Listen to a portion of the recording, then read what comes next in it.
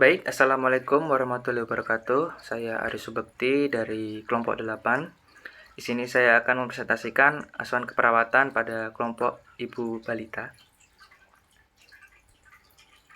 Kemudian ini nama kelompoknya. Selanjutnya ini adalah kasusnya. Bisa kita baca bersama-sama untuk kasusnya.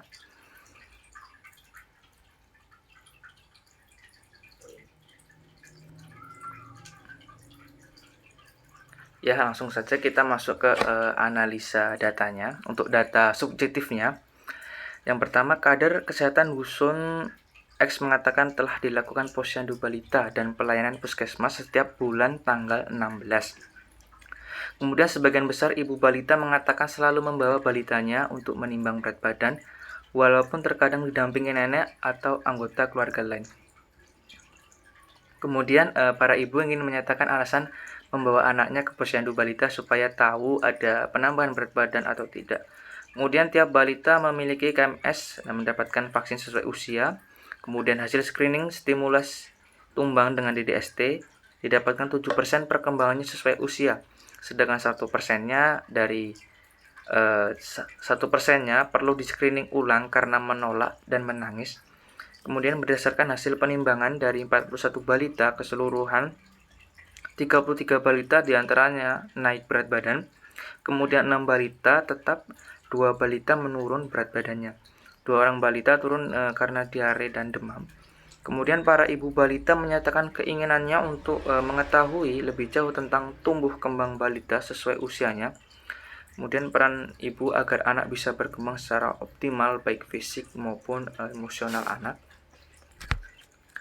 Selanjutnya, para ibu juga mengatakan akan sangat senang jika bisa menambah pengetahuan tentang kesehatan anak.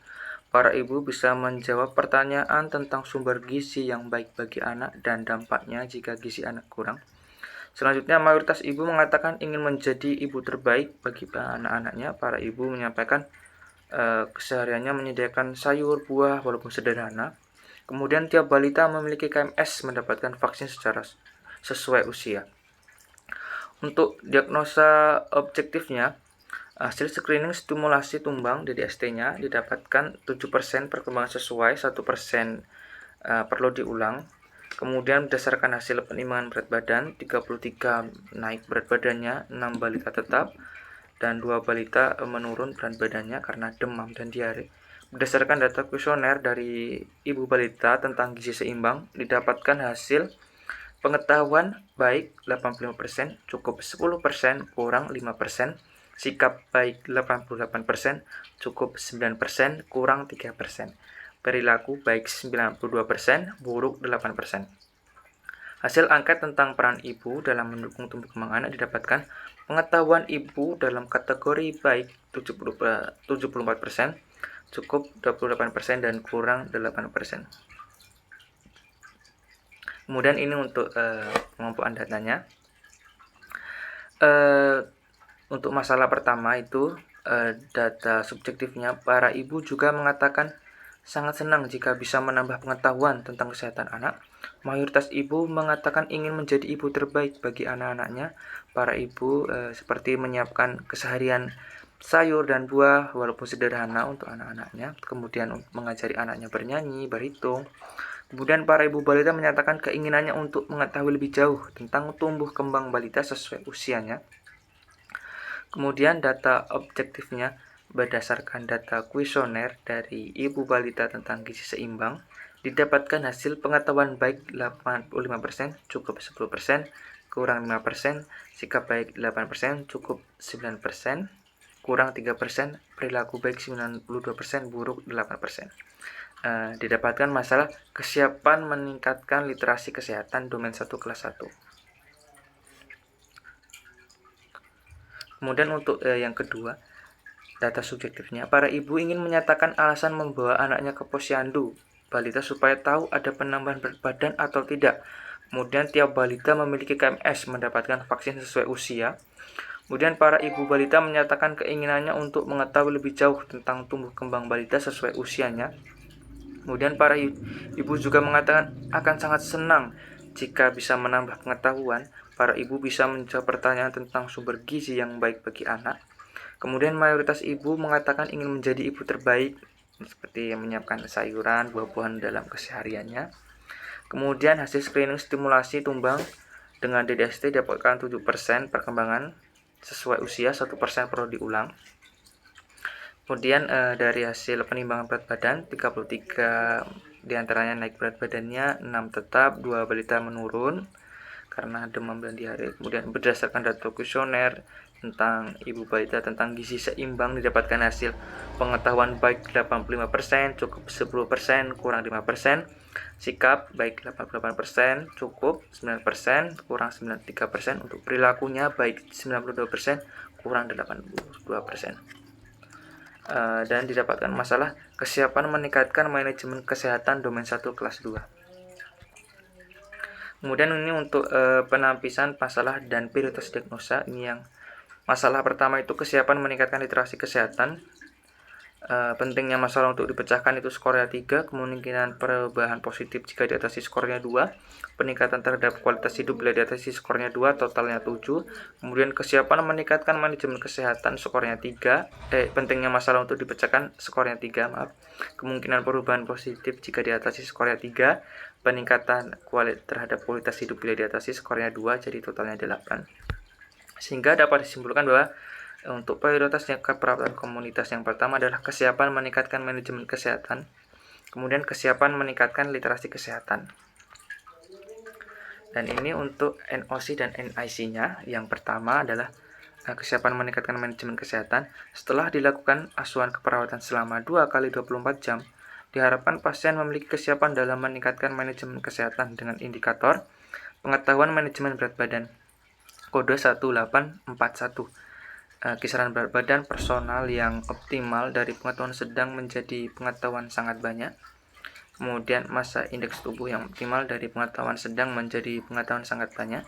Praktik gizi yang sehat dari pengetahuan sedang menjadi pengetahuan sangat banyak. Kemudian perilaku promosi kesehatan kodenya 1602, memperoleh pemeriksaan rutin dari sering menunjukkan menjadi secara konsisten menunjukkan, menggunakan strategi pengendalian berat badan yang efektif dan dari kadang-kadang menunjukkan menjadi sering menunjukkan, mendapatkan screening kesehatan yang direkomendasikan.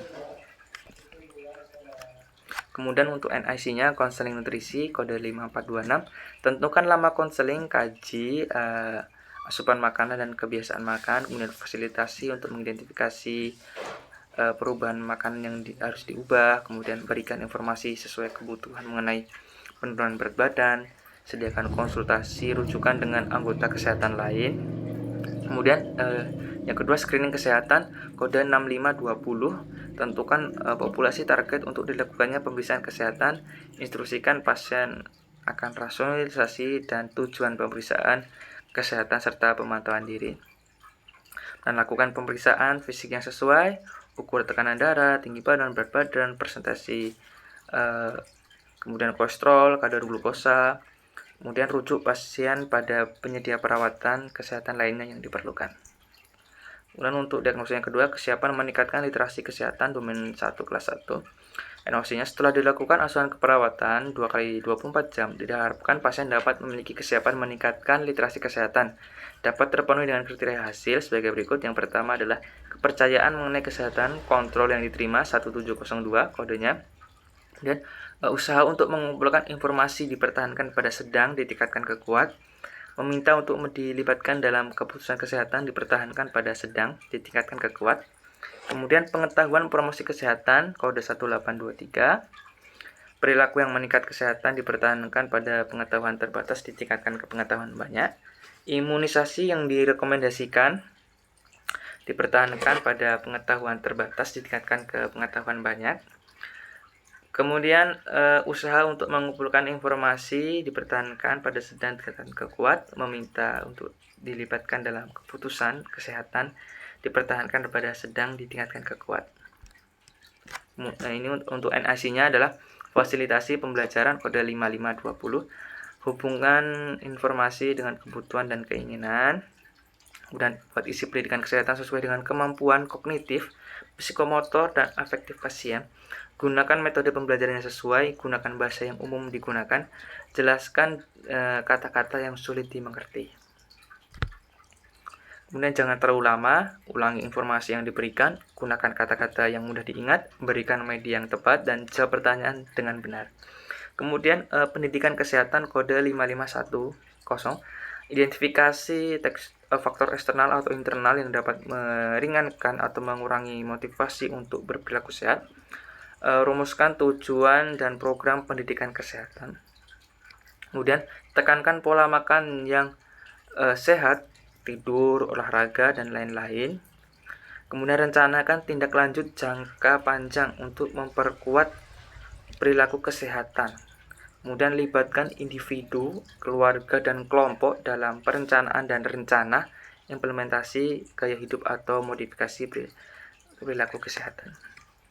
Baik, kesimpulannya, Dusun Ek merupakan salah satu wilayah di daerah DIY yang mana sebagian besar ibu balita di sana selalu membawa balita untuk ditimbang berat badannya ke posyandu. Kemudian setiap balita memiliki KMS, mendapatkan vaksin sesuai usia. Para ibu balita di sana mempunyai keingintahuan yang besar akan pengetahuan lebih jauh tentang tumbuh kembang balita sesuai usianya. Kemudian ilmu atau